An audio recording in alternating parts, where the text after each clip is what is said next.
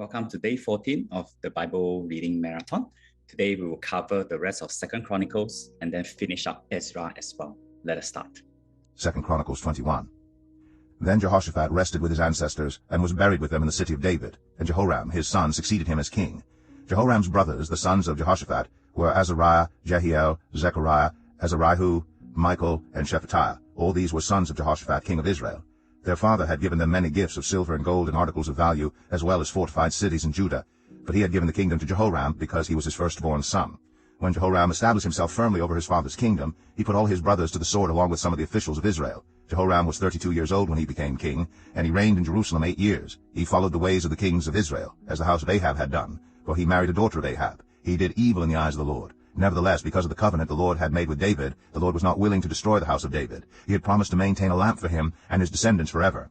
In the time of Jehoram, Edom rebelled against Judah and set up its own king. So Jehoram went there with his officers and all his chariots. The Edomites surrounded him and his chariot commanders, but he rose up and broke through by night. To this day Edom has been in rebellion against Judah. Libnah revolted at the same time because Jehoram had forsaken the Lord, the God of his ancestors. He had also built high places on the hills of Judah, and had caused the people of Jerusalem to prostitute themselves, and had led Judah astray. Jehoram received a letter from Elijah the prophet, which said, "This is what the Lord, the God of your father David, says. You have not followed the ways of your father Jehoshaphat, or of Asa king of Judah, but you have followed the ways of the kings of Israel, and you have led Judah and the people of Jerusalem to prostitute themselves, just as the house of Ahab did. You have also murdered your own brothers, members of your own family, men who were better than you. So now the Lord is about to strike your people, your sons, your wives, and everything that is yours with a heavy blow. You yourself will be very ill with a lingering disease of the bowels, until the disease causes your bowels to come out." The Lord aroused against Jehoram the hostility of the Philistines and the Arabs who lived near the Cushites. They attacked Judah, invaded it, and carried off all the goods found in the king's palace, together with his sons and wives. Not a son was left to him except Ahaziah the youngest. After all this, the Lord afflicted Jehoram with an incurable disease of the bowels. In the course of time, at the end of the 2nd year, his bowels came out because of the disease, and he died in great pain. His people made no funeral fire in his honor, as they had for his predecessors. Jehoram was 32 years old when he became king, and he reigned in Jerusalem 8 years. He passed away, to no one's regret, and was buried in the city of David, but not in the tombs of the kings. 2 Chronicles 22. The people of Jerusalem made Ahaziah, Jehoram's youngest son, king in his place, since the raiders, who came with the Arabs into the camp, had killed all the older sons. So Ahaziah, son of Jeroham, king of Judah, began to reign. Ahaziah was 22 years old when he became king, and he reigned in Jerusalem 1 year. His mother's name was Athaliah, the granddaughter of Omri.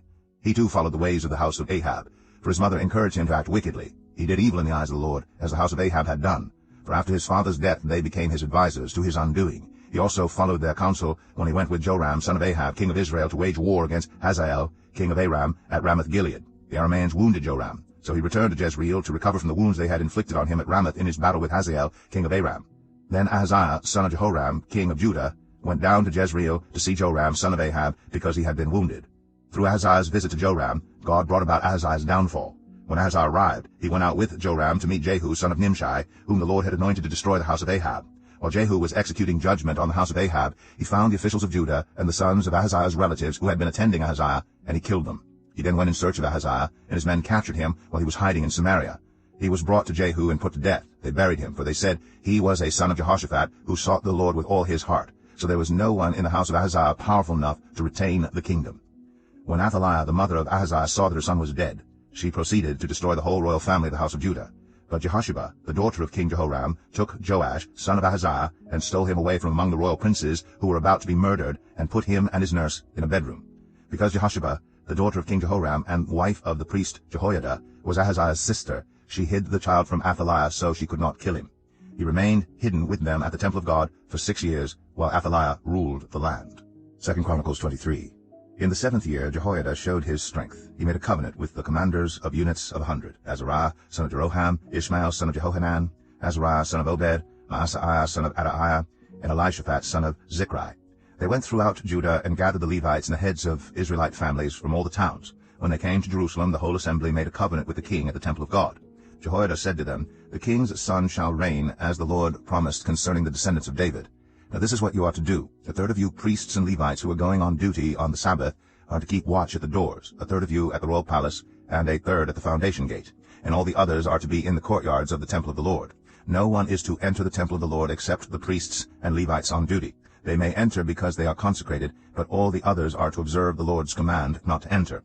The Levites are to station themselves around the king, each with weapon in hand. Anyone who enters the temple is to be put to death. Stay close to the king wherever he goes. The Levites and all the men of Judah did just as Jehoiada the priest ordered. Each one took his men, those who were going on duty on the Sabbath and those who were going off duty, for Jehoiada the priest had not released any of the divisions. Then he gave the commanders of units of 100 the spears and the large and small shields that had belonged to King David and that were in the temple of God. He stationed all the men, each with his weapon in his hand, around the king, near the altar and the temple, from the south side to the north side of the temple. Jehoiada and his sons brought out the king's son and put the crown on him. They presented him with a copy of the covenant and proclaimed him king. They anointed him and shouted, "Long live the king!" When Athaliah heard the noise of the people running and cheering the king, she went to them at the temple of the Lord. She looked, and there was the king standing by his pillar at the entrance.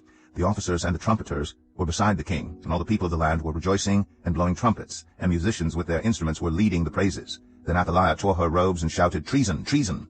Jehoiada the priest sent out the commanders of units of 100 who were in charge of the troops, and said to them, "Bring her out between the ranks and put to the sword anyone who follows her." For the priest had said, "Do not put her to death at the temple of the Lord." So they seized her as she reached the entrance of the horse gate on the palace grounds, and there they put her to death. Jehoiada then made a covenant that he, the people, and the king would be the Lord's people. All the people went to the temple of Baal and tore it down. They smashed the altars and idols and killed Matan, the priest of Baal, in front of the altars. Then Jehoiada placed the oversight of the temple of the Lord in the hands of the Levitical priests, to whom David had made assignments in the temple, to present the burnt offerings of the Lord as written in the law of Moses, with rejoicing and singing as David had ordered. He also stationed gatekeepers at the gates of the Lord's temple, so that no one who was in any way unclean might enter. He took with him the commanders of hundreds, the nobles, the rulers of the people, and all the people of the land, and brought the king down from the temple of the Lord. They went into the palace through the upper gate, and seated the king on the royal throne. All the people of the land rejoiced, and the city was calm, because Athaliah had been slain with the sword. 2 Chronicles 24. Joash was 7 years old when he became king, and he reigned in Jerusalem 40 years. His mother's name was Zibiah. She was from Beersheba. Joash did what was right in the eyes of the Lord all the years of Jehoiada the priest. Jehoiada chose 2 wives for him, and he had sons and daughters.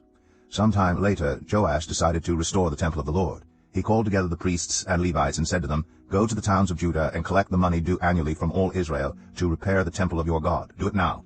But the Levites did not act at once. Therefore the king summoned Jehoiada the chief priest and said to him, "Why haven't you required the Levites to bring in from Judah and Jerusalem the tax imposed by Moses, the servant of the Lord, and by the assembly of Israel for the tent of the covenant law?" Now the sons of that wicked woman Athaliah had broken into the temple of God and had used even its sacred objects for the Baals. At the king's command, a chest was made and placed outside at the gate of the temple of the Lord. A proclamation was then issued in Judah and Jerusalem that they should bring to the Lord the tax that Moses, the servant of God, had required of Israel in the wilderness.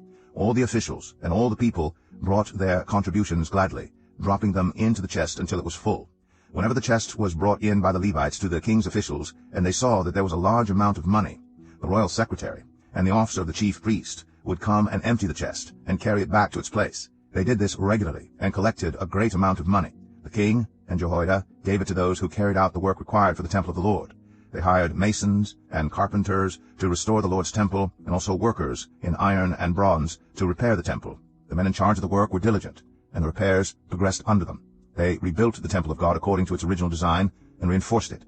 When they had finished, they brought the rest of the money to the king and Jehoiada, and with it were made articles for the Lord's temple, articles for the service and for the burnt offerings, and also dishes and other objects of gold and silver. As long as Jehoiada lived, burnt offerings were presented continually in the temple of the Lord.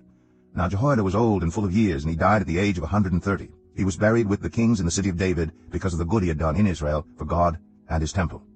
After the death of Jehoiada, the officials of Judah came and paid homage to the king, and he listened to them.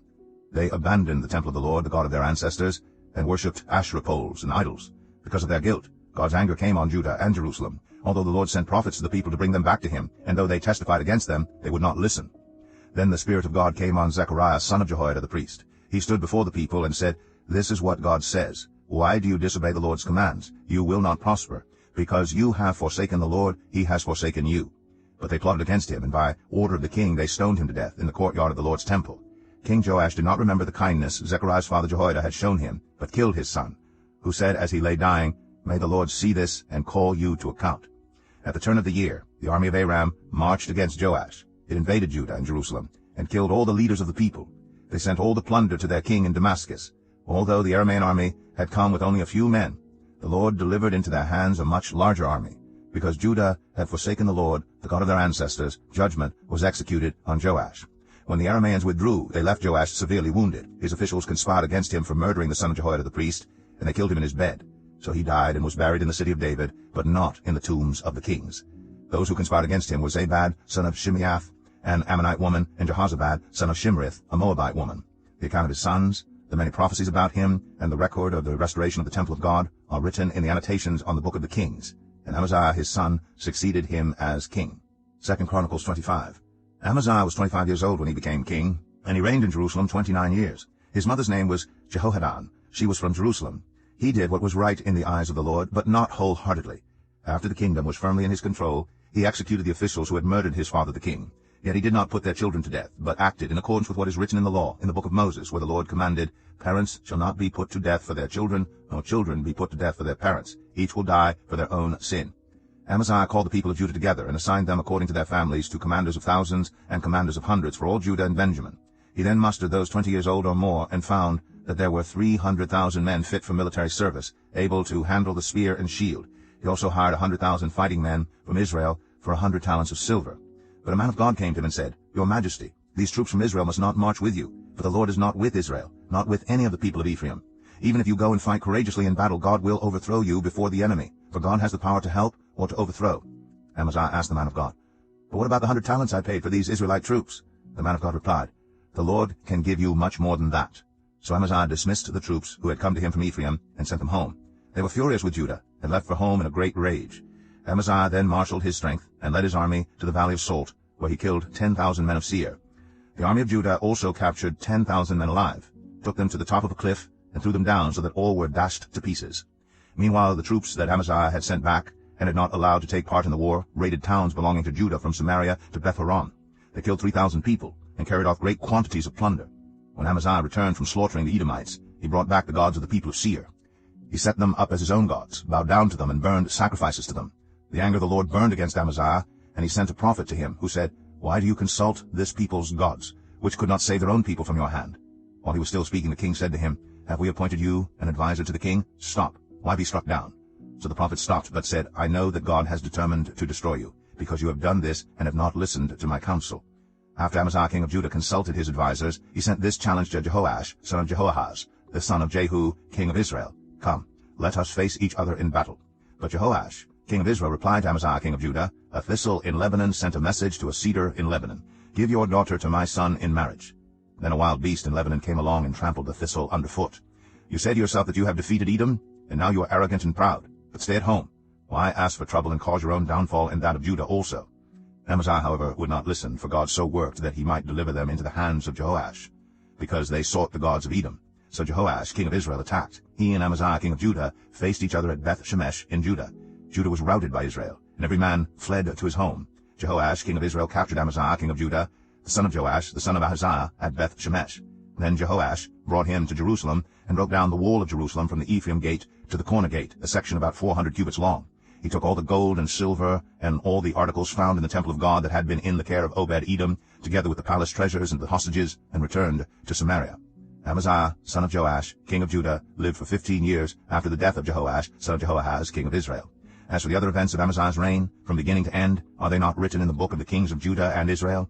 From the time that Amaziah turned away from following the Lord, they conspired against him in Jerusalem, and he fled to Lachish. But they sent men after him to Lachish, and killed him there. He was brought back by horse, and was buried with his ancestors in the city of Judah. 2 Chronicles 26. Then all the people of Judah took Uzziah, who was 16 years old, and made him king in place of his father Amaziah.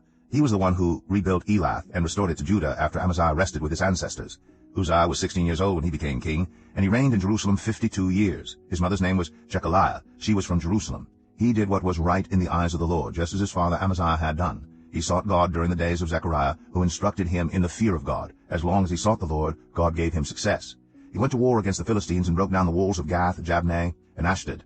He then rebuilt towns near Ashdod and elsewhere among the Philistines. God helped him against the Philistines, and against the Arabs who lived in Gur-baal, and against the Meunites. The Ammonites brought tribute to Uzziah, and his fame spread as far as the border of Egypt, because he had become very powerful. Uzziah built towers in Jerusalem at the corner gate, at the valley gate, and at the angle of the wall, and he fortified them. He also built towers in the wilderness and dug many cisterns, because he had much livestock in the foothills and in the plain. He had people working his fields and vineyards in the hills and in the fertile lands, for he loved the soil. Uzziah had a well-trained army, ready to go out by divisions according to their numbers, as mustered by Jael the secretary, and Maaseiah the officer under the direction of Hananiah, one of the royal officials. The total number of family leaders over the fighting men was 2,600. Under their command was an army of 307,500 men trained for war, a powerful force to support the king against his enemies. Uzziah provided shields, spears, helmets, coats of armor, bows, and sling stones for the entire army. In Jerusalem he made devices invented for use on the towers and on the corner defenses so that soldiers could shoot arrows and hurl large stones from the walls. His fame spread far and wide, for he was greatly helped until he became powerful. But after Uzziah became powerful, his pride led to his downfall. He was unfaithful to the Lord his God, and entered the temple of the Lord to burn incense on the altar of incense. Azariah the priest with 80 other courageous priests of the Lord followed him in. They confronted King Uzziah and said, "It is not right for you, Uzziah, to burn incense to the Lord. That is for the priests, the descendants of Aaron, who have been consecrated to burn incense. Leave the sanctuary, for you have been unfaithful, and you will not be honored by the Lord God." Uzziah, who had a censer in his hand ready to burn incense, became angry. While he was raging at the priests in their presence before the incense altar in the Lord's temple, leprosy broke out on his forehead. When Azariah the chief priest and all the other priests looked at him, they saw that he had leprosy on his forehead. So they hurried him out. Indeed, he himself was eager to leave because the Lord had afflicted him. King Uzziah had leprosy until the day he died. He lived in a separate house, leprous, and banned from the temple of the Lord. Jotham, his son, had charge of the palace and governed the people of the land. The other events of Uzziah's reign, from beginning to end, are recorded by the prophet Isaiah, son of Amoz. Uzziah rested with his ancestors and was buried near them in a cemetery that belonged to the kings. But people said he had leprosy, and Jotham, his son, succeeded him as king. 2 Chronicles 27. And Jotham was 25 years old when he became king, and he reigned in Jerusalem 16 years. His mother's name was Jerusha, daughter of Zadok. He did what was right in the eyes of the Lord, just as his father Uzziah had done. But unlike him, he did not enter the temple of the Lord. The people, however, continued their corrupt practices. Jotham rebuilt the upper gate of the temple of the Lord and did extensive work on the wall at the hill of Ophel. He built towns in the hill country of Judah and forts and towers in the wooded areas. Jotham waged war against the king of the Ammonites and conquered them. That year, the Ammonites paid him 100 talents of silver, 10,000 cores of wheat, and 10,000 cores of barley. The Ammonites brought him the same amount also in the second and third years. Jotham grew powerful because he walked steadfastly before the Lord his God. The other events in Jotham's reign, including all his wars and the other things he did, are written in the book of the kings of Israel and Judah. He was 25 years old when he became king, and he reigned in Jerusalem 16 years. Jotham rested with his ancestors and was buried in the city of David, and Ahaz his son succeeded him as king. 2 Chronicles 28. Ahaz was 20 years old when he became king, and he reigned in Jerusalem 16 years. Unlike David his father, he did not do what was right in the eyes of the Lord. He followed the ways of the kings of Israel, and also made idols for worshipping the Baals. He burned sacrifices in the valley of Ben-Hinnom, and sacrificed his children in the fire, engaging in the detestable practices of the nations the Lord had driven out before the Israelites. He offered sacrifices and burned incense at the high places, on the hilltops, and under every spreading tree. Therefore the Lord his God delivered him into the hands of the king of Aram. The Arameans defeated him, and took many of his people as prisoners, and brought them to Damascus. He was also given into the hands of the king of Israel, who inflicted heavy casualties on him. In one day, Pekah, son of Remaliah, killed 120,000 soldiers in Judah, because Judah had forsaken the Lord, the God of their ancestors. Zichri, an Ephraimite warrior, killed Maaseiah, the king's son, Azrikam, the officer in charge of the palace, and Elkanah, second to the king. The men of Israel took captive from their fellow Israelites who were from Judah 200,000 wives, sons, and daughters. They also took a great deal of plunder, which they carried back to Samaria. But a prophet of the Lord named Oded was there, and he went out to meet the army when it returned to Samaria. He said to them, "Because the Lord, the God of your ancestors, was angry with Judah, he gave them into your hand. But you have slaughtered them in a rage that reaches to heaven. And now you intend to make the men and women of Judah and Jerusalem your slaves. But aren't you also guilty of sins against the Lord your God? Now listen to me. Send back your fellow Israelites you have taken as prisoners, for the Lord's fierce anger rests on you." Then some of the leaders in Ephraim, Azariah son of Jehohanan, Berechiah son of Meshillemoth, Jehizkiah son of Shallum, and Amasa son of Hadlai, confronted those who were arriving from the war. "You must not bring those prisoners here," they said, "or we will be guilty before the Lord. Do you intend to add to our sin and guilt? For our guilt is already great, and his fierce anger rests on Israel." So the soldiers gave up the prisoners and plunder in the presence of the officials and all the assembly. The men designated by name took the prisoners, and from the plunder they clothed all who were naked. They provided them with clothes and sandals, food and drink, and healing balm. All those who were weak they put on donkeys. So they took them back to their fellow Israelites at Jericho, the city of palms, and returned to Samaria. At that time King Ahaz sent to the kings of Assyria for help.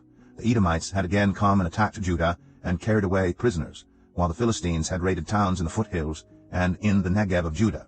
They captured and occupied Beth-Shemesh, Ajalon, and Gederoth, as well as Socoh, Timnah, and Gimzo, with their surrounding villages. The Lord had humbled Judah because of Ahaz king of Israel, for he had promoted wickedness in Judah, and had been most unfaithful to the Lord. Tiglath-Pileser king of Assyria came to him, but he gave him trouble instead of help. Ahaz took some of the things from the temple of the Lord, and from the royal palace, and from the officials, and presented them to the king of Assyria, but that did not help him. In his time of trouble, King Ahaz became even more unfaithful to the Lord. He offered sacrifices to the gods of Damascus, who had defeated him, for he thought, since the gods of the kings of Aram have helped to them, I will sacrifice to them, so they will help me. But they were his downfall, and the downfall of all Israel. Ahaz gathered together the furnishings from the temple of God, and cut them in pieces. He shut the doors of the Lord's temple, and set up altars at every street corner in Jerusalem. In every town in Judah he built high places to burn sacrifices to other gods, and aroused the anger of the Lord, the God of his ancestors. The other events of his reign, and all his ways from beginning to end, are written in the book of the kings of Judah and Israel. Ahaz rested with his ancestors, and was buried in the city of Jerusalem. But he was not placed in the tombs of the kings of Israel. And Hezekiah his son succeeded him as king. 2 Chronicles 29. Hezekiah was 25 years old when he became king, and he reigned in Jerusalem 29 years. His mother's name was Abijah, daughter of Zechariah. He did what was right in the eyes of the Lord, just as his father David had done. In the first month of the first year of his reign, he opened the doors of the temple of the Lord and repaired them. He brought in the priests and the Levites, assembled them in the square on the east side, and said, Listen to me, Levites. Consecrate yourselves now, and consecrate the temple of the Lord, the God of your ancestors. Remove all defilement from the sanctuary. Our parents were unfaithful. They did evil in the eyes of the Lord our God, and forsook him. They turned their faces away from the Lord's dwelling place, and turned their backs on him. They also shut the doors of the portico, and put out the lamps. They did not burn incense or present any burnt offerings at the sanctuary to the God of Israel. Therefore the anger of the Lord has fallen on Judah and Jerusalem. He has made them an object of dread and horror and scorn, as you can see with your own eyes. This is why our fathers have fallen by the sword, and why our sons and daughters and our wives are in captivity. Now I intend to make a covenant with the Lord, the God of Israel, so that his fierce anger will turn away from us. My sons, do not be negligent now, for the Lord has chosen you to stand before him and serve him, to minister before him, and to burn incense. Then these Levites set to work from the Kohathites, Mahath son of Amasai, and Joel son of Azariah. From the Merarites, Kish son of Abdi, and Azariah son of Jehalalel. From the Gershonites, Joah son of Zimmah, and Eden son of Joah. From the descendants of Elizaphan, Shimri, and Jeiel. From the descendants of Asaph, Zechariah, and Mattaniah. From the descendants of Heman, Jehiel, and Shimei. From the descendants of Jeduthun, Shemaiah, and Uzziel. When they had assembled their fellow Levites and consecrated themselves, they went in to purify the temple of the Lord, as the king had ordered, following the word of the Lord. The priests went into the sanctuary of the Lord to purify it. They brought out to the courtyard of the Lord's temple everything unclean that they found in the temple of the Lord. The Levites took it and carried it out to the Kidron Valley. They began the consecration on the first day of the first month, and by the 8th day of the month they reached the portico of the Lord. For 8 more days they consecrated the temple of the Lord itself, finishing on the 16th day of the first month. Then they went in to King Hezekiah and reported, We have purified the entire temple of the Lord, the altar of burnt offering with all its utensils, and the table for setting out the consecrated bread with all its articles. We have prepared and consecrated all the articles that King Ahaz removed in his unfaithfulness while he was king. They are now in front of the Lord's altar. Early the next morning, King Hezekiah gathered the city officials together and went up to the temple of the Lord. They brought 7 bulls, 7 rams, 7 male lambs, and 7 male goats as a sin offering for the kingdom, for the sanctuary, and for Judah. The king commanded the priests, the descendants of Aaron, to offer these on the altar of the Lord. So they slaughtered the bulls, and the priest took the blood and splashed it against the altar. Next they slaughtered the rams, and splashed their blood against the altar. Then they slaughtered the lambs and splashed their blood against the altar. The goats, for the sin offering, were brought before the king and the assembly, and they laid their hands on them. The priests then slaughtered the goats and presented their blood on the altar for a sin offering to atone for all Israel, because the king had ordered the burnt offering and the sin offering for all Israel. He stationed the Levites in the temple of the Lord with cymbals, harps, and lyres, in the way prescribed by David and Gad the king's seer and Nathan the prophet. This was commanded by the Lord through his prophets. So the Levites stood ready with David's instruments, and the priests with their trumpets. Hezekiah gave the order to sacrifice the burnt offering on the altar. As the offering began, singing to the Lord began also, accompanied by trumpets and the instruments of David king of Israel. The whole assembly bowed in worship, while the musicians played and the trumpets sounded. All this continued until the sacrifice of the burnt offering was completed. When the offerings were finished, the king and everyone present with him knelt down and worshipped. King Hezekiah and his officials ordered the Levites to praise the Lord with the words of David and of Asaph the seer. So they sang praises with gladness and bowed down and worshipped. Then Hezekiah said, You have now dedicated yourselves to the Lord. Come and bring sacrifices and thank offerings to the temple of the Lord. So the assembly brought sacrifices and thank offerings, and all whose hearts were willing brought burnt offerings. The number of burnt offerings the assembly brought was 70 bulls, 100 rams, and 200 male lambs, all of them for burnt offerings to the Lord. The animals consecrated as sacrifices amounted to 600 bulls and 3,000 sheep and goats. The priests, however, were too few to skin all the burnt offerings, so their relatives, the Levites, helped them until the task was finished and until other priests had been consecrated, for the Levites had been more conscientious in consecrating themselves than the priests had been. There were burnt offerings in abundance, together with the fat of the fellowship offerings and the drink offerings that accompanied the burnt offerings. So the service of the temple of the Lord was re-established. Hezekiah and all the people rejoiced at what God had brought about for his people, because it was done so quickly.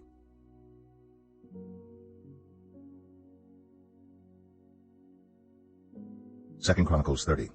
Hezekiah sent word to all Israel and Judah, and also wrote letters to Ephraim and Manasseh, inviting them to come to the temple of the Lord in Jerusalem and celebrate the Passover to the Lord, the God of Israel.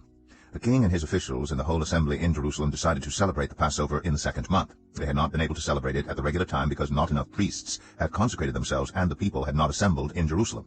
The plan seemed right both to the king and to the whole assembly. They decided to send a proclamation throughout Israel from Beersheba to Dan, calling the people to come to Jerusalem and celebrate the Passover to the Lord, the God of Israel. It had not been celebrated in large numbers according to what was written.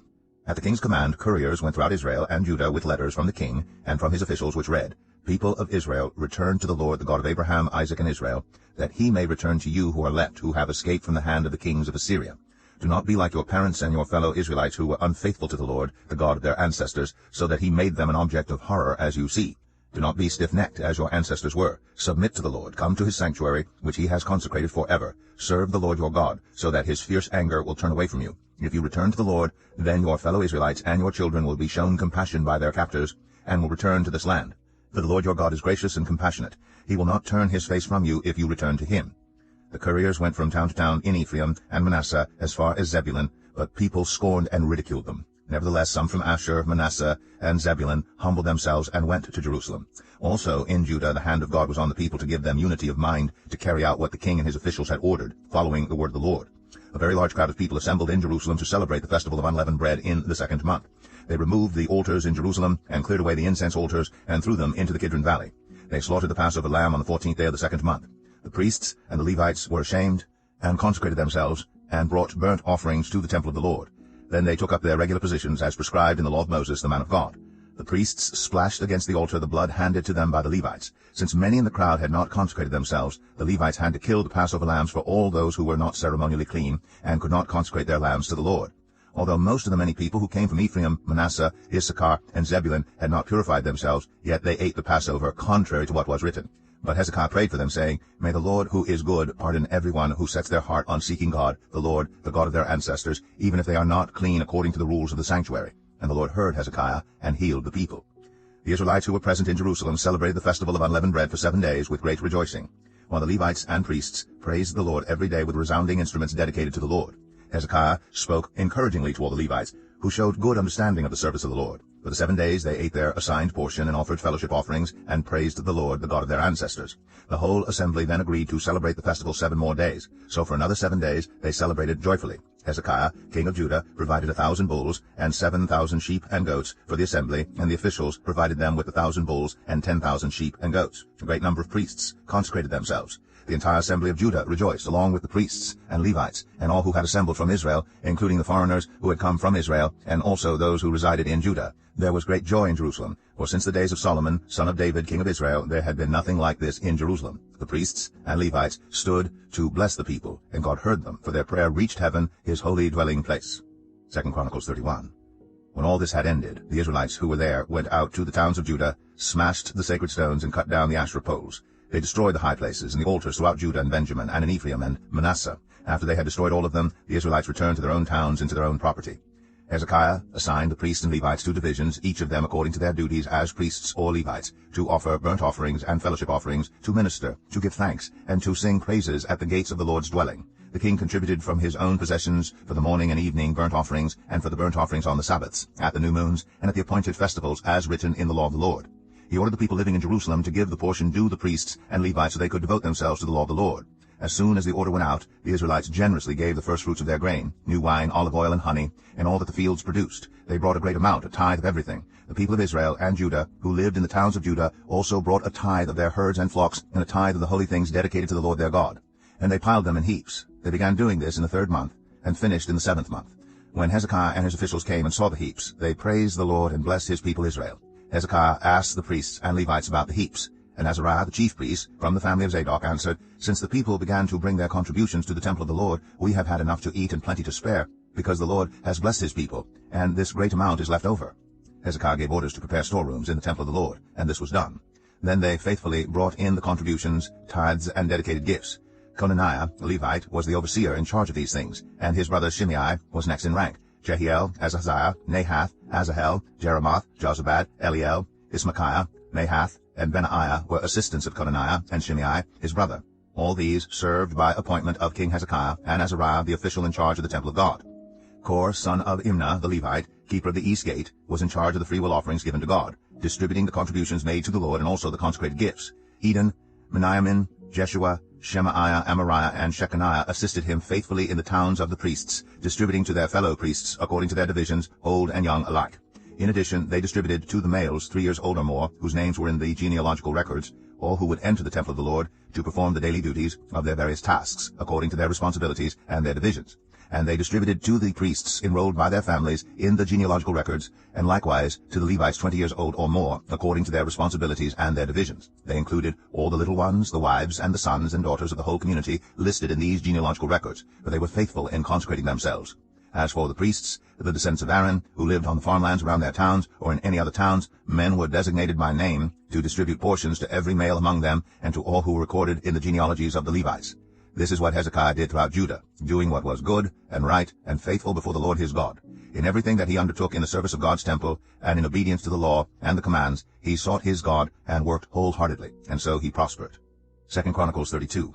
After all that Hezekiah had so faithfully done, Sennacherib, king of Assyria, came and invaded Judah.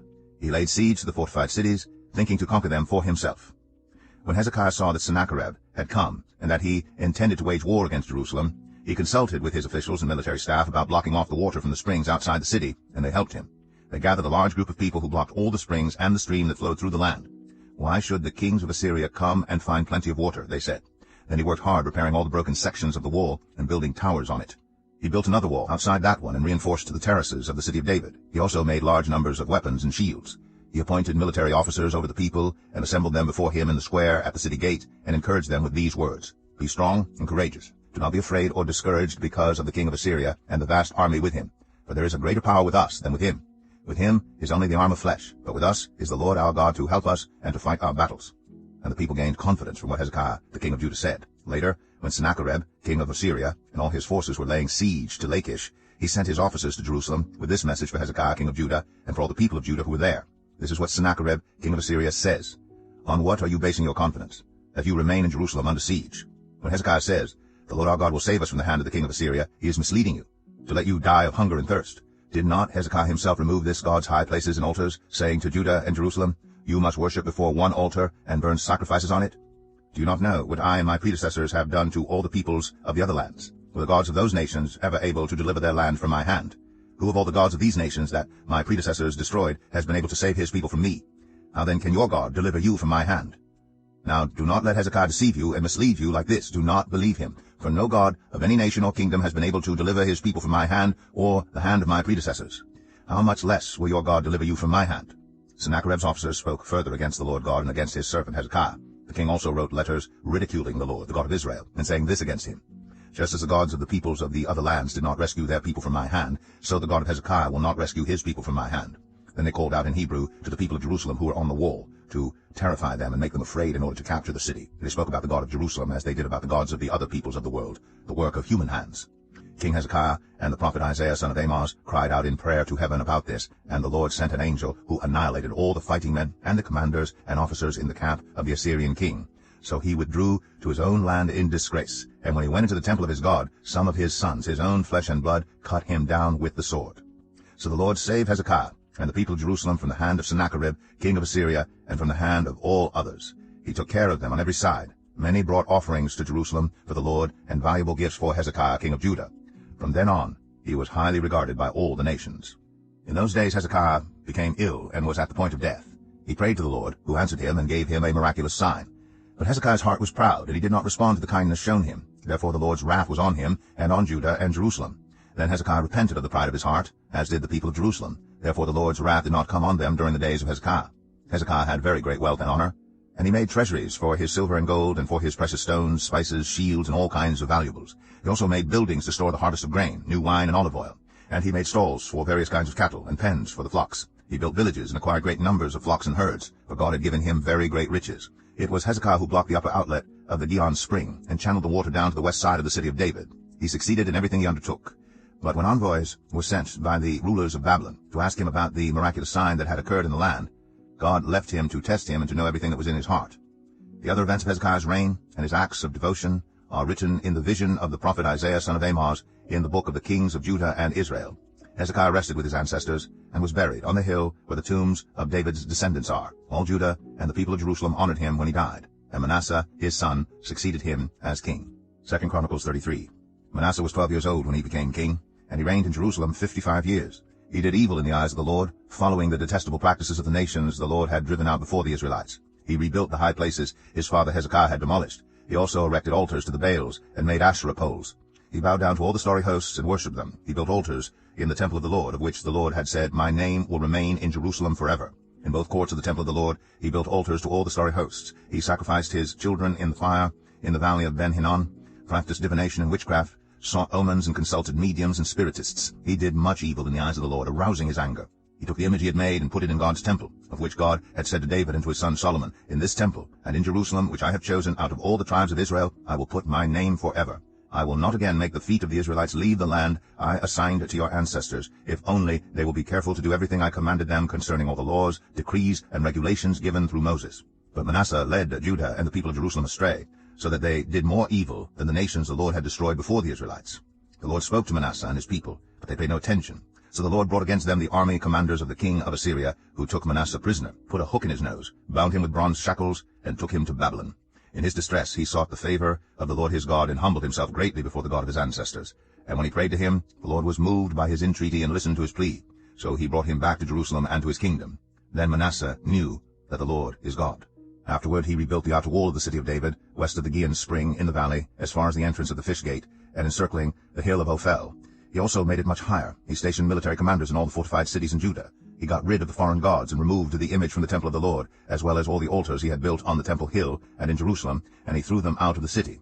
Then he restored the altar of the Lord and sacrificed fellowship offerings and thank offerings on it, and told Judah to serve the Lord, the God of Israel. The people, however, continued to sacrifice at the high places, but only to the Lord their God. The other events of Manasseh's reign, including his prayer to his God and the words the seers spoke to him in the name of the Lord, the God of Israel, are written in the annals of the kings of Israel. His prayer, and how God was moved by his entreaty, as well as all his sins and unfaithfulness, and the sites where he built high places, and set up Asherah poles and idols before he humbled himself, all these are written in the records of the seers. Manasseh rested with his ancestors, and was buried in his palace. And Amon, his son, succeeded him as king. Amon was 22 years old when he became king, and he reigned in Jerusalem 2 years. He did evil in the eyes of the Lord, as his father Manasseh had done. Amon worshipped and offered sacrifices to all the idols Manasseh had made. But unlike his father Manasseh, he did not humble himself before the Lord. Amon increased his guilt. Amon's officials conspired against him and assassinated him in his palace. Then the people of the land killed all who had plotted against King Amon, and they made Josiah his son king in his place. 2 Chronicles 34. Josiah was 8 years old when he became king, and he reigned in Jerusalem 31 years. He did what was right in the eyes of the Lord, and followed the ways of his father David, not turning aside to the right or to the left. In the 8th year of his reign, while he was still young, he began to seek the God of his father David. In his 12th year he began to purge Judah and Jerusalem of high places, Asherah poles, and idols. Under his direction the altars of the Baals were torn down. He cut to pieces the incense altars that were above them, and smashed the Asherah poles and the idols. These he broke to pieces and scattered over the graves of those who had sacrificed to them. He burned the bones of the priests on their altars, and so he purged Judah and Jerusalem. In the towns of Manasseh, Ephraim, and Simeon, as far as Naphtali, and in the ruins around them, he tore down the altars and the Asherah poles, and crushed the idols to powder, and cut to pieces all the incense altars throughout Israel. Then he went back to Jerusalem. In the 18th year of Josiah's reign, to purify the land and the temple, he sent Shaphan, son of Azaliah, and Maaseiah, the ruler of the city, with Joah, son of Joahaz, the recorder, to repair the temple of the Lord his God. They went to Hilkiah, the high priest, and gave him the money that had been brought into the temple of God, which the Levites, who were the gatekeepers, had collected from the people of Manasseh, Ephraim, and the entire remnant of Israel, and from all the people of Judah and Benjamin, and the inhabitants of Jerusalem. Then they entrusted it to the men appointed to supervise the work on the Lord's temple. These men paid the workers who repaired and restored the temple. They also gave money to the carpenters and builders to purchase dressed stone and timber for joists and beams for the buildings that the kings of Judah had allowed to fall into ruin. The workers labored faithfully. Over them to direct them were Jahath and Obadiah, Levites descended from Merari, and Zechariah and Meshullam descended from Kohath. The Levites, all who were skilled in playing musical instruments, had charge of the laborers and supervised all the workers from job to job. Some of the Levites were secretaries, scribes, and gatekeepers. While they were bringing out the money that had been taken into the temple of the Lord, Hilkiah the priest found the book of the law of the Lord that had been given through Moses. Hilkiah said to Shaphan the secretary, "I have found the book of the law in the temple of the Lord." He gave it to Shaphan. Then Shaphan took the book to the king and reported to him, "Your officials are doing everything that has been committed to them. They have paid out the money that was in the temple of the Lord and have entrusted it to the supervisors and workers." Then Shaphan, the secretary, informed the king, "Hilkiah the priest has given me a book." And Shaphan read from it in the presence of the king. When the king heard the words of the law, he tore his robes. He gave these orders to Hilkiah, Ahikam son of Shaphan, Abdon son of Micah, Shaphan the secretary, and Asaiah the king's attendant. "Go and inquire of the Lord for me, and for the remnant in Israel and Judah about what is written in this book that has been found. Great is the Lord's anger that is poured out on us, because those who have gone before us have not kept the word of the Lord. They have not acted in accordance with all that is written in this book."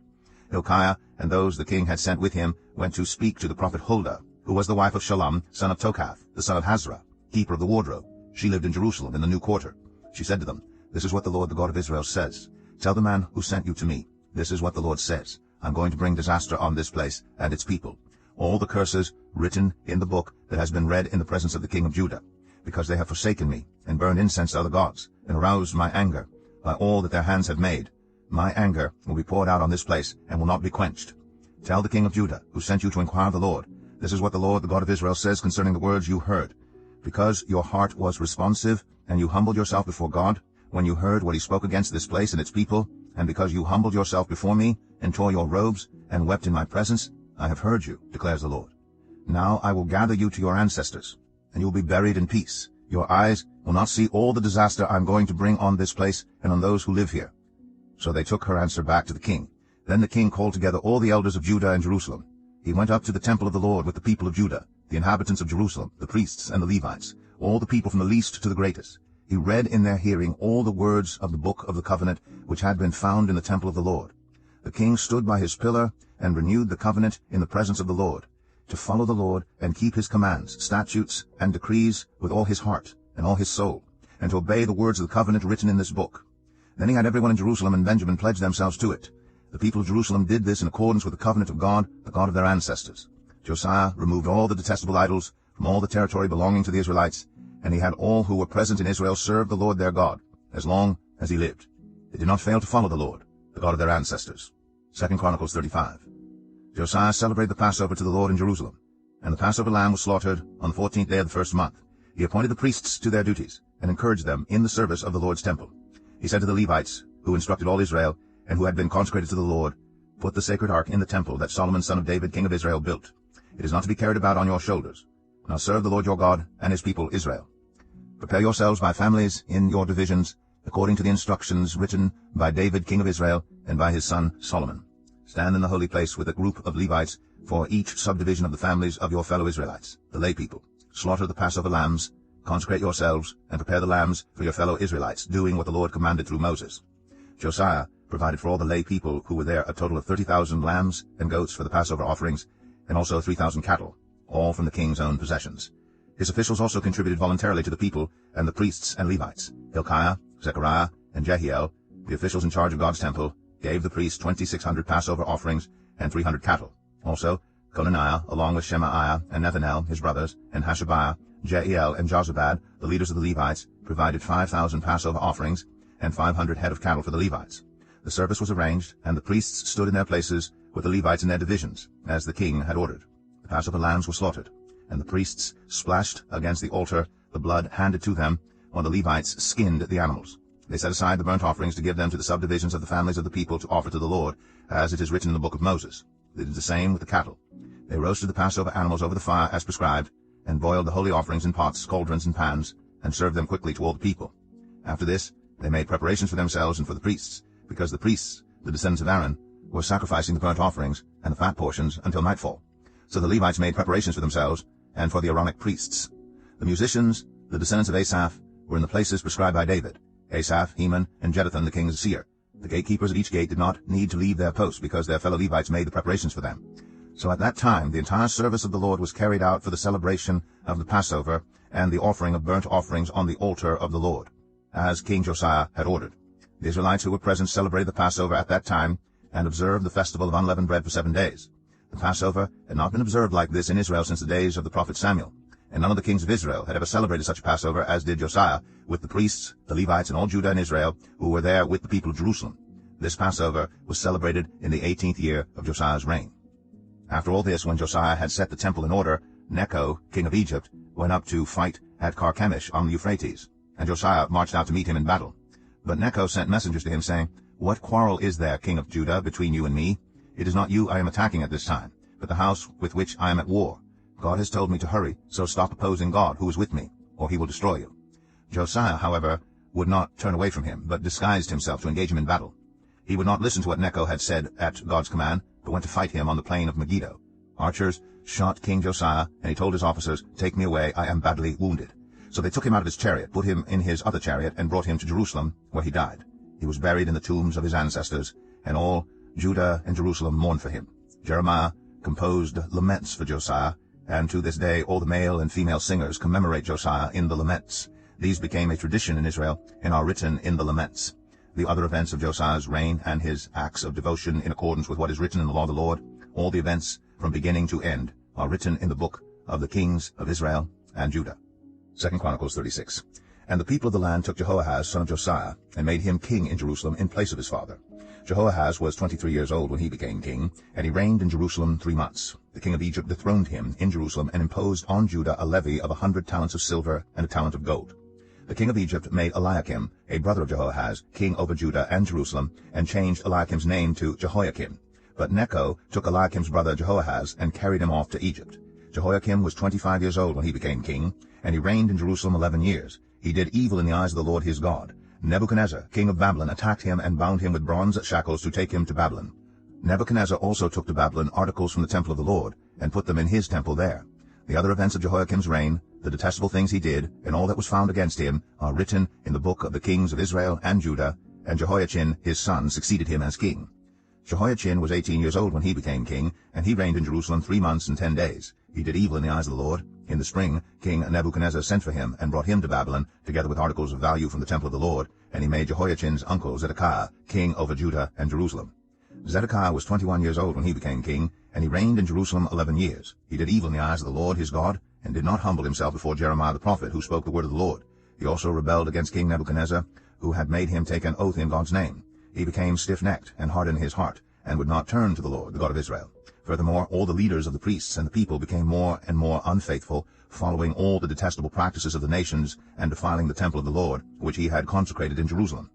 The Lord, the God of their ancestors, sent word to them through his messengers again and again, because he had pity on his people and on his dwelling place. But they mocked God's messengers, despised his words, and scoffed at his prophets until the wrath of the Lord was aroused against his people, and there was no remedy. He brought up against them the king of the Babylonians, who killed their young men with the sword in the sanctuary, and did not spare young men or young women, the elderly or the infirm. God gave them all into the hands of Nebuchadnezzar. He carried to Babylon all the articles from the temple of God, both large and small, and the treasures of the Lord's temple, and the treasures of the king and his officials. They set fire to God's temple, and broke down the wall of Jerusalem. They burned all the palaces, and destroyed everything of value there.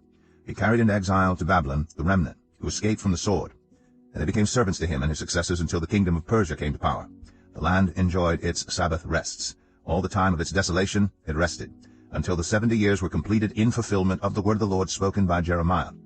In the first year of Cyrus, king of Persia, in order to fulfill the word of the Lord spoken by Jeremiah, the Lord moved the heart of Cyrus, king of Persia, to make a proclamation throughout his realm, and also to put it in writing. This is what Cyrus, king of Persia, says: "The Lord, the God of heaven, has given me all the kingdoms of the earth, and he has appointed me to build a temple for him at Jerusalem in Judah. Any of his people among you may go up, and may the Lord their God be with them."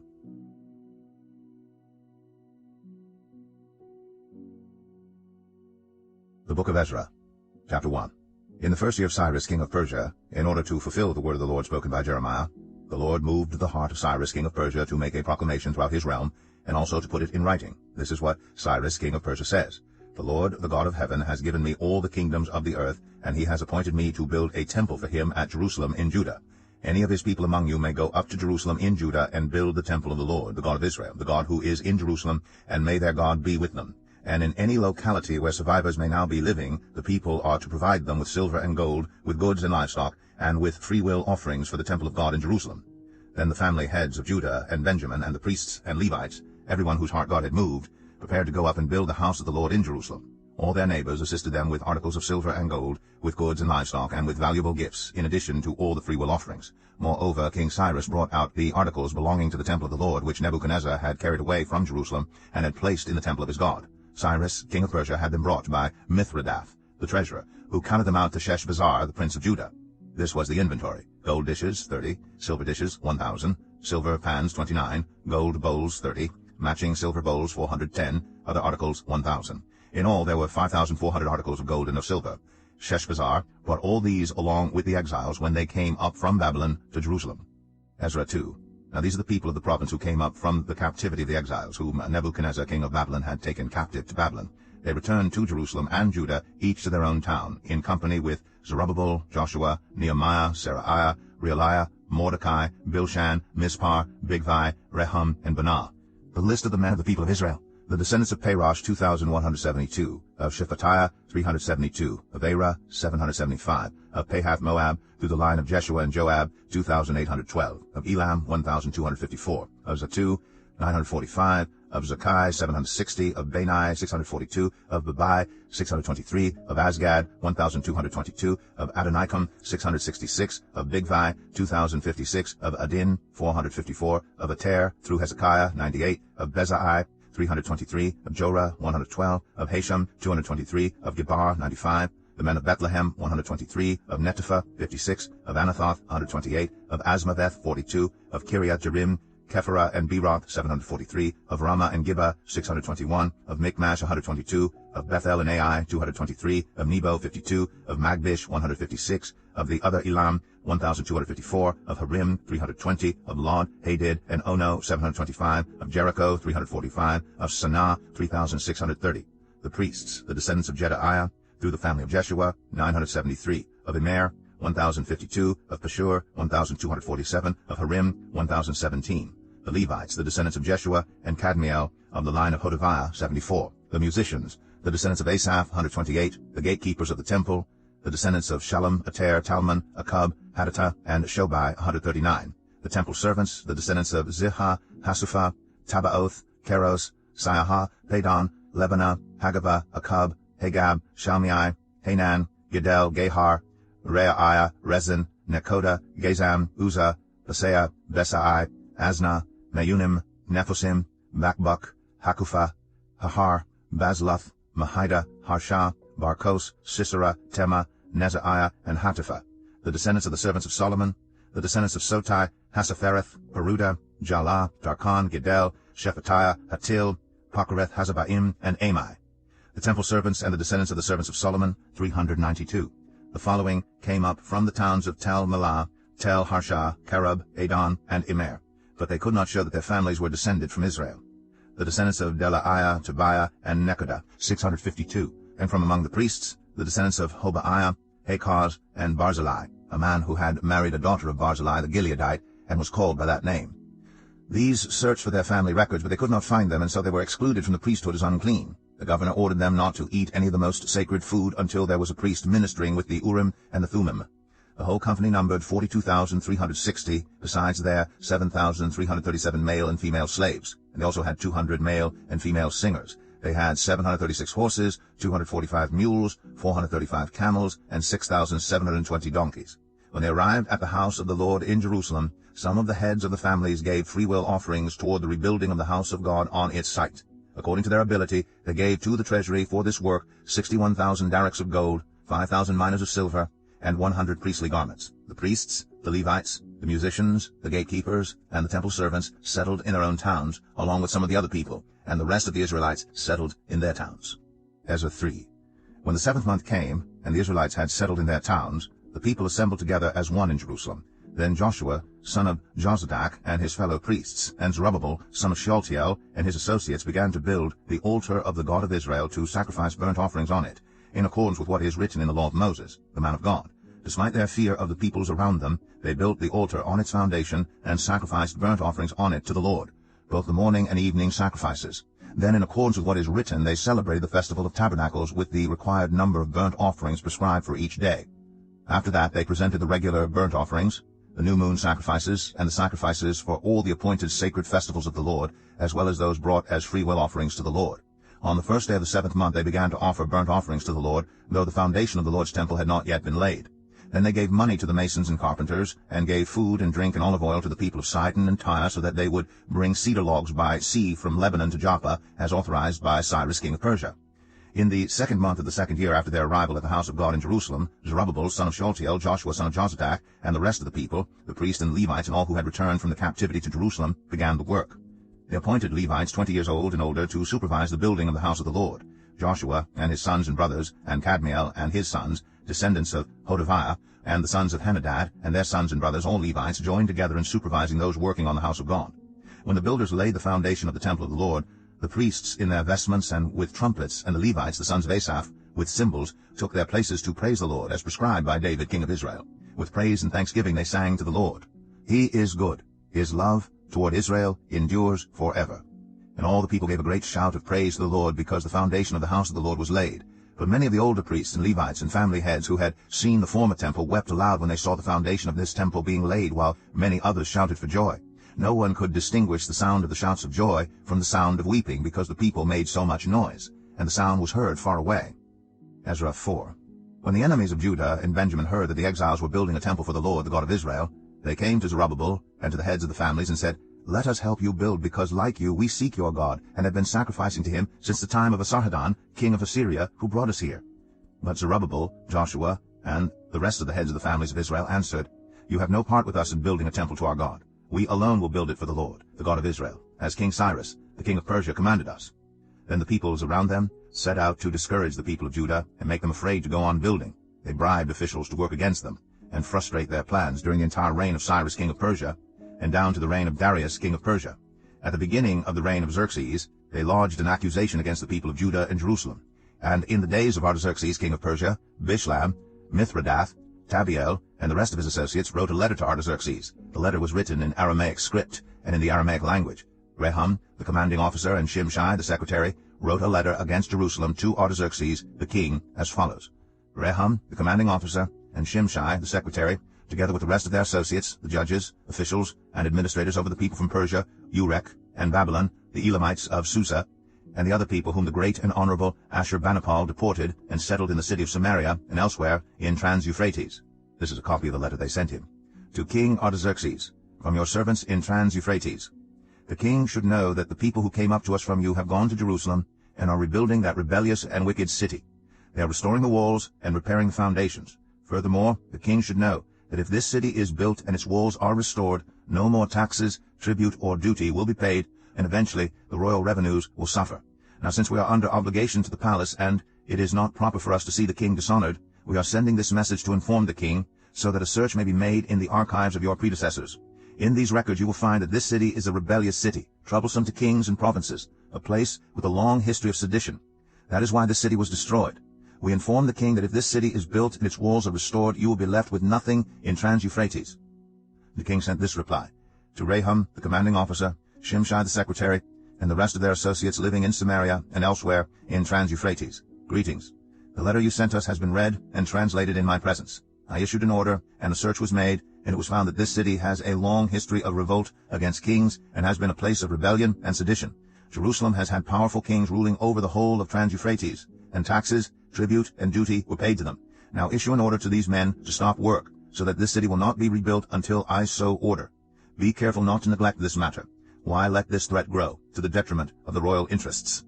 As soon as the copy of the letter of King Artaxerxes was read to Rehum and Shimshai the secretary, and their associates, they went immediately to the Jews in Jerusalem and compelled them by force to stop. Thus the work on the house of God in Jerusalem came to a standstill until the 2nd year of the reign of Darius, king of Persia. Ezra 5.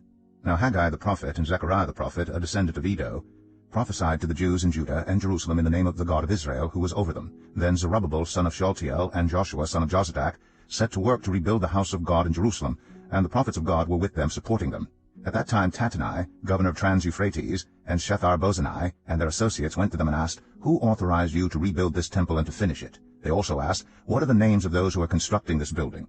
But the eye of their God was watching over the elders of the Jews, and they were not stopped until a report could go to Darius, and his written reply be received. This is a copy of the letter that Tattenai, governor of Trans-Euphrates, and Shethar-Bozenai and their associates, the officials of Trans-Euphrates, sent to King Darius. The report they sent him read as follows: To King Darius, cordial greetings. The king should know that we went to the district of Judah to the temple of the great God. The people are building it with large stones and placing the timbers in the walls. The work is being carried on with diligence and is making rapid progress under their direction. We questioned the elders and asked them, "Who authorized you to rebuild this temple and to finish it?" We also asked them their names so that we could write down the names of their leaders for your information. This is the answer they gave us. "We are the servants of the God of heaven and earth, and we are rebuilding the temple that was built many years ago, one that a great king of Israel built and finished.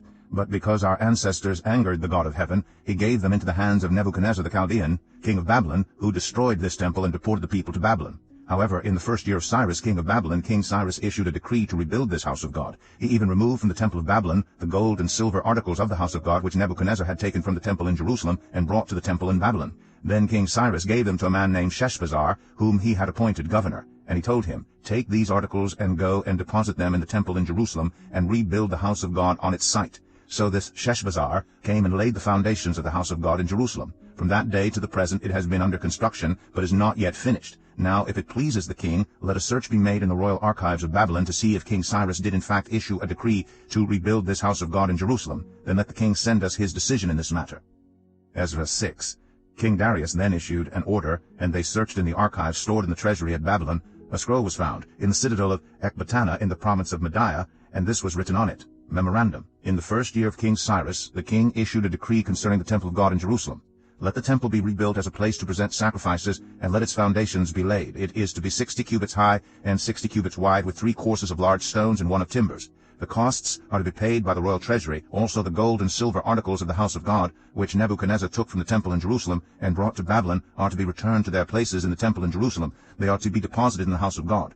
Now then, Tattenai, governor of Trans-Euphrates, and Shethar-Bozenai, and you other officials of that province, stay away from there. Do not interfere with the work on this temple of God. Let the governor of the Jews and the Jewish elders rebuild this house of God on its site. Moreover, I hereby decree what you are to do for these elders of the Jews in the construction of this house of God. Their expenses are to be fully paid out of the royal treasury from the revenues of Trans-Euphrates, so that the work will not stop. Whatever is needed, young bulls, rams, male lambs for burnt offerings to the God of heaven, and wheat, salt, wine, and olive oil, as requested by the priests in Jerusalem, must be given them daily without fail, so that they may offer sacrifices pleasing to the God of heaven, and pray for the well-being of the king and his sons. Furthermore, I decree that if anyone defies this edict, a beam is to be pulled from their house, and they are to be impaled on it. And for this crime their house is to be made a pile of rubble. May God, who has caused his name to dwell there, overthrow any king or people who lifts a hand to change this decree or to destroy this temple in Jerusalem. I, Darius, have decreed it. Let it be carried out with diligence.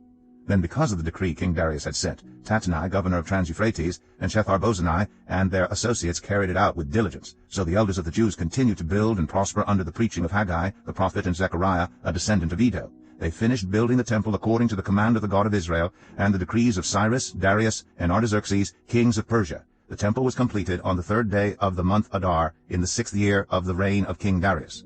Then the people of Israel, the priests, the Levites, and the rest of the exiles, celebrated the dedication of the house of God with joy.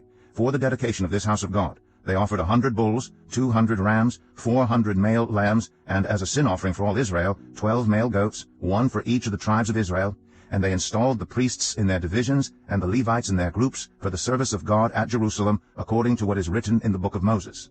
On the 14th day of the 1st month, the exiles celebrated the Passover. The priests and Levites had purified themselves and were all ceremonially clean. The Levites slaughtered the Passover lamb for all the exiles, for their relatives, the priests, and for themselves. So the Israelites who had returned from the exile ate it, together with all who had separated themselves from the unclean practices of their Gentile neighbors, in order to seek the Lord, the God of Israel. For 7 days they celebrated with joy the festival of unleavened bread, because the Lord had filled them with joy by changing the attitude of the king of Assyria, so that he assisted them in the work on the house of God, the God of Israel. Ezra 7. After these things, during the reign of Artaxerxes, king of Persia, Ezra, son of Seraiah, the son of Azariah, the son of Hilkiah, the son of Shallum, the son of Zadok, the son of Ahitub, the son of Amariah, the son of Azariah, the son of Meriath, the son of Zerahiah, the son of Uzai, the son of Bukai, the son of Abishua, the son of Phinehas, the son of Eleazar, the son of Aaron the chief priest. This Ezra came up from Babylon. He was a teacher well versed in the law of Moses, which the Lord the God of Israel had given. The king had granted him everything he asked, for the hand of the Lord his God was on him. Some of the Israelites, including priests, Levites, musicians, gatekeepers, and temple servants, also came up to Jerusalem in the 7th year of King Artaxerxes. Ezra arrived in Jerusalem in the 5th month of the 7th year of the king. He had begun his journey from Babylon on the 1st day of the 1st month, and he arrived in Jerusalem on the 1st day of the 5th month, for the gracious hand of his God was on him. For Ezra had devoted himself to the study and observance of the law of the Lord, and to teaching its decrees and laws in Israel. This is a copy of the letter King Artaxerxes had given to Ezra the priest, a teacher of the law, a man learned in matters concerning the commands and decrees of the Lord for Israel. Artaxerxes, king of kings. To Ezra the priest, teacher of the law of the God of heaven, greetings. Now I decree that any of the Israelites in my kingdom, including priests and Levites, who volunteer to go to Jerusalem with you may go. You are sent by the king and his 7 advisers to inquire about Judah and Jerusalem with regard to the law of your God, which is in your hand. Moreover, you are to take with you the silver and gold that the king and his advisers have freely given to the God of Israel, whose dwelling is in Jerusalem, together with all the silver and gold you may obtain from the province of Babylon, as well as the freewill offerings of the people and priests for the temple of their God in Jerusalem. With this money be sure to buy bulls, rams, and male lambs, together with their grain offerings and drink offerings, and sacrifice them on the altar of the temple of your God in Jerusalem. You and your fellow Israelites may then do whatever seems best with the rest of the silver and gold in accordance with the will of your God. Deliver to the God of Jerusalem all the articles entrusted to you for worship in the temple of your God, and anything else needed for the temple of your God that you are responsible to supply, you may provide from the royal treasury. Now I, King Artaxerxes, decree that all the treasurers of Trans-Euphrates are to provide with diligence whatever Ezra the priest, the teacher of the law of the God of heaven, may ask of you, up to 100 talents of silver, 100 cores of wheat, 100 baths of wine, 100 baths of olive oil, and salt without limit. Whatever the God of heaven has prescribed, let it be done with diligence for the temple of the God of heaven. Why should his wrath fall on the realm of the king and of his sons? You are also to know that you have no authority to impose taxes, tribute, or duty on any of the priests, Levites, musicians, gatekeepers, temple servants, or other workers at this house of God. And you, Ezra, in accordance with the wisdom of your God, which you possess, appoint magistrates and judges to administer justice to all the people of Trans-Euphrates, all who know the laws of your God, and you are to teach any who do not know them. Whoever does not obey the law of your God and the law of the king must surely be punished by death, banishment, confiscation of property, or imprisonment. Praise be to the Lord, the God of our ancestors, who has put it into the king's heart to bring honor to the house of the Lord in Jerusalem in this way, and who has extended his good favor to me before the king and his advisers and all the king's powerful officials, because the hand of the Lord my God was on me. I took courage and gathered leaders from Israel to go up with me. Ezra 8. These are the family heads and those registered with them who came up with me from Babylon during the reign of King Artaxerxes. Of the descendants of Phinehas, Gershom. Of the descendants of Ithamar, Daniel. Of the descendants of David, Hattush. Of the descendants of Shechaniah. Of the descendants of Parosh, Zechariah, and with him were registered 150 men. Of the descendants of Pahath-Moab, Elionai, son of Zerahiah, and with him 200 men. Of the descendants of Zattu, Shechaniah, son of Jahaziel, and with him 300 men.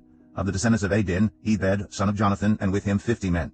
Of the descendants of Elam, Jeshaiah, son of Athaliah, and with him 70 men. Of the descendants of Shephatiah, Zebadiah, son of Michael, and with him 80 men. Of the descendants of Joab, Obadiah, son of Jehiel, and with him 218 men. Of the descendants of Bani, Shelomith, son of Josephiah, and with him 160 men. Of the descendants of Bebai, Zechariah, son of Bebai, and with him 28 men. Of the descendants of Azgad, Johanan, son of Hakatan, and with him 110 men. Of the descendants of Adonikam, the last ones whose names were Eliphalet, Jeuel, and Shemaiah, and with them 60 men. Of the descendants of Bigvai, Uthai and Zakur, and with them 70 men. I assembled them at the canal that flows toward Ahava, and we camped there 3 days. When I checked among the people and the priests, I found no Levites there. So I summoned Eleazar, Ariel, Shemaiah, Elnathan, Jarib, Elnathan, Nathan, Zechariah, and Meshullam, who were leaders, and Joiarib, and Elnathan, who were men of learning, and I ordered them to go to Edo, the leader in Casiphia. I told them what to say to Edo and his fellow Levites, the temple servants in Casiphia, so that they might bring attendance to us for the house of our God, because the gracious hand of our God was on us. They brought us Sherebiah, a capable man, from the descendants of Malai, son of Levi, the son of Israel, and Sherebiah's sons and brothers, 18 in all, and Hashabiah, together with Jeshaiah, from the descendants of Merari, and his brothers and nephews, 20 in all. They also brought 220 of the temple servants, a body that David and the officials had established to assist the Levites. All were registered by name. There, by the Ahava canal, I proclaimed a fast, so that we might humble ourselves before our God, and ask him for a safe journey for us and our children with all our possessions. I was ashamed to ask the king for soldiers and horsemen to protect us from enemies on the road, because we had told the king, the gracious hand of our God is on every one who looks to him, but his great anger is against all who forsake him. So we fasted and petitioned our God about this, and he answered our prayer. Then I set apart 12 of the leading priests, namely Sherebiah, Hashabiah, and 10 of their brothers, and I weighed out to them the offering of silver and gold, and the articles that the king, his advisers, his officials, and all Israel present there had donated for the house of our God.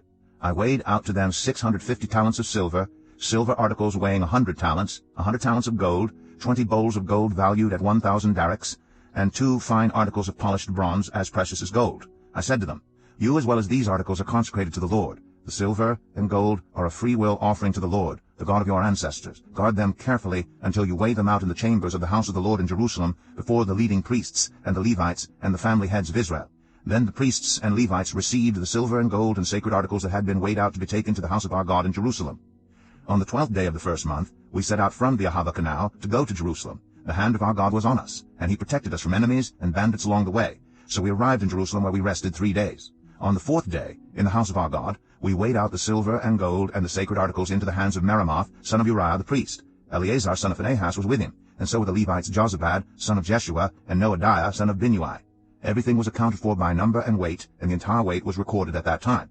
Then the exiles who had returned from captivity sacrificed burnt offerings to the God of Israel, 12 bulls for all Israel, 96 rams, 77 male lambs, and as a sin offering 12 male goats. All this was a burnt offering to the Lord. They also delivered the king's orders to the royal satraps and to the governors of Trans-Euphrates, who then gave assistance to the people and to the house of God. Ezra 9.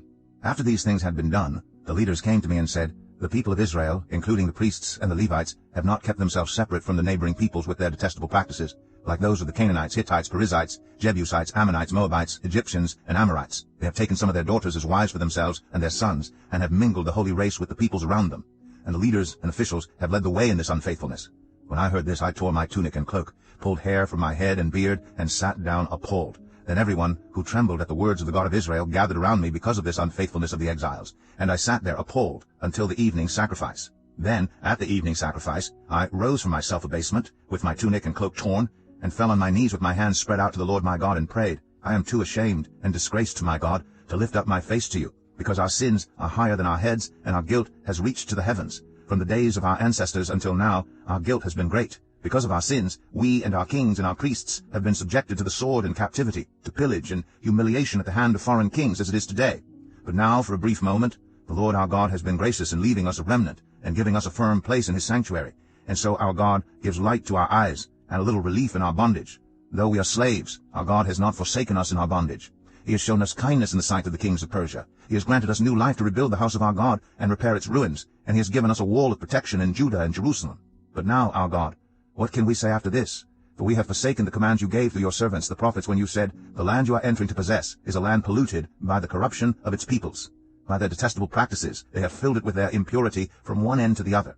Therefore do not give your daughters in marriage to their sons, or take their daughters for your sons. Do not seek a treaty of friendship with them at any time, that you may be strong and eat the good things of the land, and leave it to your children as an everlasting inheritance. What has happened to us is a result of our evil deeds and our great guilt, and yet, our God, you have punished us less than our sins deserved, and have given us a remnant like this. Shall we then break your commands again, and intermarry with the peoples who commit such detestable practices? Would you not be angry enough with us to destroy us, leaving us no remnant or survivor? Lord, the God of Israel, you are righteous. We are left this day as a remnant. Here we are before you in our guilt, though because of it not one of us can stand in your presence. Ezra 10. While Ezra was praying and confessing, weeping, and throwing himself down before the house of God, a large crowd of Israelites, men, women, and children, gathered around him. They too wept bitterly. Then Shechaniah, son of Jehiel, one of the descendants of Elam, said to Ezra, We have been unfaithful to our God by marrying foreign women from the peoples around us. But in spite of this there is still hope for Israel. Now let us make a covenant before our God to send away all these women and their children, in accordance with the counsel of my Lord and of those who fear the commands of our God. Let it be done according to the law. Rise up, this matter is in your hands. We will support you, so take courage and do it. So Ezra rose up and put the leading priests and Levites and all Israel under oath to do what had been suggested, and they took the oath. Then Ezra withdrew from before the house of God and went to the room of Jehohanan, son of Eliashib. While he was there, he ate no food and drank no water, because he continued to mourn over the unfaithfulness of the exiles. A proclamation was then issued throughout Judah and Jerusalem for all the exiles to assemble in Jerusalem. Anyone who failed to appear within 3 days would forfeit all his property in accordance with the decision of the officials and elders, and would himself be expelled from the assembly of the exiles.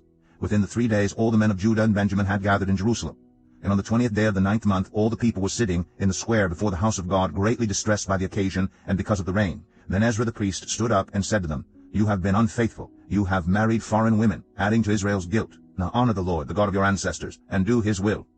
Separate yourselves from the peoples around you and from your foreign wives. The whole assembly responded with a loud voice, You are right. We must do as you say. But there are many people here, and it is the rainy season, so we cannot stand outside. Besides, this matter cannot be taken care of in a day or two, because we have sinned greatly in this thing. Let our officials act for the whole assembly. Then let everyone in our towns who has married a foreign woman come at a set time, along with the elders and judges of each town, until the fierce anger of our God in this matter is turned away from us. Only Jonathan, son of Asahel, and Jazaiah, son of Tikvah, supported by Meshullam and Shabbathai, the Levite, opposed this. So the exiles did as was proposed. Ezra the priest selected men who were family heads, one from each family division, and all of them designated by name. On the first day of the 10th month, they sat down to investigate the cases, and by the first day of the first month, they finished dealing with all the men who had married foreign women. Among the descendants of the priests, the following had married foreign women. From the descendants of Joshua, son of Jozadak, and his brothers, Maaseiah, Eleazar, Jarib, and Gedaliah. They all gave their hands in pledge to put away their wives, and for their guilt they each presented a ram from the flock as a guilt offering. From the descendants of Immer, Hanani, and Zebediah. From the descendants of Harim, Maaseiah, Elijah, Shemaiah, Jehiel, and Uzziah. From the descendants of Pashur, Elionai, Maaseiah, Ishmael, Nethanel, Jozabad, and Elasa. Among the Levites, Jozabad, Shimei, Kelaiah, that is, Kelita, Pethahiah, Judah, and Eleazar. From the musicians, Eliashib. From the gatekeepers, Shallum, Telem, and Uri. And among the other Israelites, from the descendants of Parosh, Ramaiah, Izai, Malchijah, Mijamin, Eleazar, Malchijah, and Benaiah. From the descendants of Elam, Mattaniah, Zechariah, Jehiel, Abdi, Jeremoth, and Elijah. From the descendants of Zatu, Elionai, Eliashib, Mattaniah, Jeremoth, Zabad, and Aziza. From the descendants of Bebai, Jehohanan, Hananiah, Zebai, and Atlai. From the descendants of Bani, Meshullam, Malach, Adaiah, Jashub, Sheal, and Jeremoth. From the descendants of Pahath Moab, Adnah, Kelal, Benaiah, Maaseiah, Mattaniah, Bezalel, Binui, and Manasseh. From the descendants of Harim, Eleazar, Ashijah, Malchijah, Shemaiah, Shimeon, Benjamin, Malach, and Shemariah. From the descendants of Hashem, Mattaniah, Mattata, Zabad, Eliphalet, Jeremiah, Manasseh, and Shimei. From the descendants of Bani, Madai, Amram, Uel, Benaiah, Bedaiah, Keluhai, Vanaiah, Meremoth, Eliashib, Mattaniah, Mattanai, and Jesu. From the descendants of Binui, Shimei, Shelemiah, Nathan, Adaiah, Machnadabiah, Shashai, Sharai, Azarel, Shelemiah, Shemariah, Shallum, Amariah, and Joseph. From the descendants of Nebo, Jeiel, Mattathiah, Zabad, Zebina, Jadai, Joel, and Benaiah. All these had married foreign women, and some of them had children by these wives. This is the word of the Lord. Thanks be to God. In the next video, we will look into Nehemiah, followed by Esther, and then a little bit of Job. See you there.